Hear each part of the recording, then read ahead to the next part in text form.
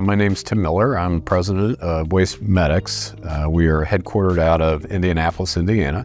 Been in business since 2016. We manufacture a piece of equipment that we process regulated medical waste, which includes red bag, sharps, pathologic, trace chemo, anything that is deemed non-hazardous that a hospital produces.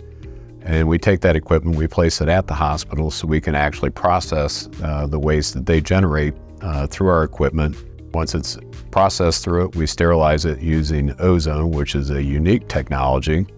Ozone's very easily generated. It's a natural phenomenon. And when you put an electric charge on it, it breaks apart into O3 or ozone, which quickly attacks the cell walls and kills the cells with a sterilization rate of 1 in a million particles. So very, very unique technology. Right now, hospitals own their waste stream from cradle to grave, and 99% of the hospitals contract out with a hauler. So that hauler is coming to that hospital or to their site, picking up that waste, taking it to a central processing plant, many times loading it into another truck, hauling it off 2 or 3 states away where it can be processed and sterilized, and then put into a landfill.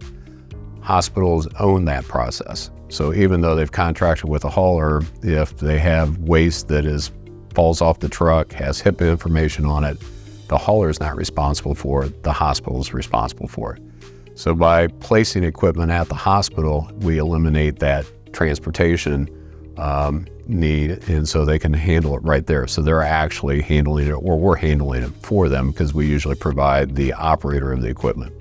So again, very cost effective, reducing that liability. The biggest thing we're doing though is we're giving a sustainable product, and that is huge. Sustainability is critical to hospitals. Starting January of 2026, they all have to report to the federal government what they're doing to reduce that greenhouse gas emission and carbon footprint. We work exclusively for a hospital and or health system, whereas the haulers that we discussed will go out and they may pick up for that hospital or health system and pick up from the local veterinarian clinic, the local, dentist, anybody that generates something that is considered to be regulated medical waste. What we do is we focus on that hospital or that health system, and we're able to help them benchmark and say, here's what you need to do in order to reduce that regulated medical waste footprint. We find that there's probably about 50% of the waste that goes into a red bag or they drop into that regulated medical waste container